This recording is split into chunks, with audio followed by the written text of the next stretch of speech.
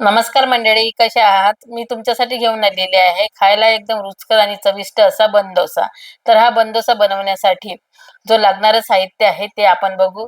इथे मी मिक्सरचं पॉट घेतलेले आहे. या मिक्सरच्या पॉटमध्ये 1 वाटी बारीक रवा, अर्ध वाटी आंबट दही आणि 1 वाटी पाणी हे सर्व साहित्य एकत्र करून मिक्सरमधून बारीक वाटून घेऊ.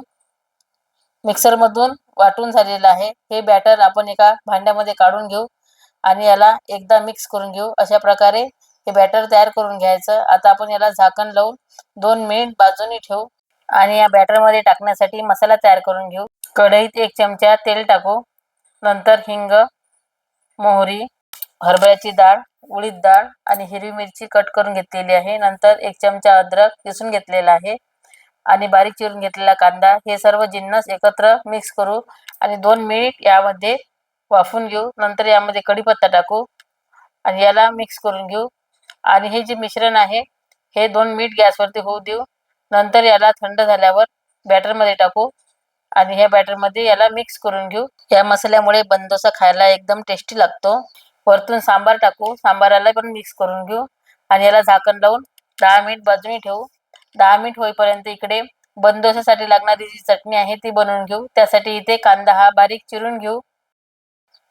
नंतर हिरवी मिरची चिरू, थोडं अद्रक याला पण चिरून घेऊ आणि इथे मी 2 टमाटर घेतलेले आहे. हे 2 टमाटर चिरून घ्यायचे. याच्या फोडी तयार करून घ्यायच्या. आता कढईमध्ये तेल टाकू. तेलात हिंग, कांदा, हिरवी मिरची, अद्रक, लसूण, 2 लाल मिरच्या, हरभऱ्याची डाळ, उडीद डाळ हे सर्व एकत्र करू आणि याला 2 मिनिट शिजू देऊ. नंतर यामध्ये चिरून घेतलेले टमाटे टाकू आणि टमाटे छान मुरेपर्यंत याला शिजून घ्यायचं. टमाटे हे छान मुरलेले आहेत. आता यामध्ये चवीपुरतं मीठ टाकू आणि कढीपत्ता टाकू आणि याला मिक्स करून घेऊ आणि हे मिश्रण थंड झाल्यावर याला मिक्सरमधून वाटून घेऊ. नंतर यामध्ये काश्मीरी लाल मिर्च टाकू आणि याला वाटून घेऊ. नंतर यामध्ये चिंचेचा एक गोळा टाकू. यालाही वाटून घेऊ. बारीक अशी बनडोशाची चटणी तयार झालेली आहे. ही चटणी तुम्ही इडली, डोसा, उत्तप्पम यासोबतही खाऊ शकता. इथे बनडोशाचा बॅटर हे तयार झालेला आहे. आता यामध्ये बेकिंग पावडर टाकू आणि याला मिक्स करून घेऊ. अशा प्रकारे बनडोशाचं बॅटर हे तयार करून घ्यायचं. आता गॅसवरती पॅन ठेवू. पॅनमध्ये थोडं तेल टाकू. तेल गरम झाल्यानंतर त्यामध्ये बनडोशाचं बॅटर टाकू आणि कमी गॅसवरती याला शिजून घेऊ. याची एक बाजू झाल्यानंतर याला दुसरीकडे पलटून घ्यायचं आणि याची दुसरी बाजू होऊ द्यायची आणि दोन्ही बाजू झाल्यानंतर याला काढून घ्यायचं. अशा प्रकारे बनडोसा हा तयार करून घ्यायचा.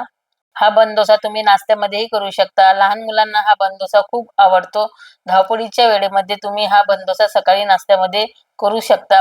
झटपट होणारी रेसिपी आहे. तुम्ही ही एकदा नक्की ट्राय करून बघा.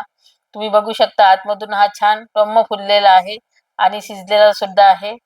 तुम्ही हा बनडोसा तसाही खाऊ शकता. हा बनडोसा चटणीसोबत खायला एकदम रुचकर लागतो. तुम्हाला बनडोसा आणि त्यासोबत केलेली जी चटणी आहे त्याचा व्हिडिओ हा कसा वाटला ते मला कमेंट करून सांगा आणि तुम्ही माझ्या चॅनलवर नवीन असाल तर चॅनलला सबस्क्राईब करायला आणि व्हिडिओला लाईक करायला विसरू नका आणि बेल आयकॉन नक्की दाबा की त्यामुळे तुम्हाला नवीन नवीन व्हिडिओ बघायला मिळतील. धन्यवाद.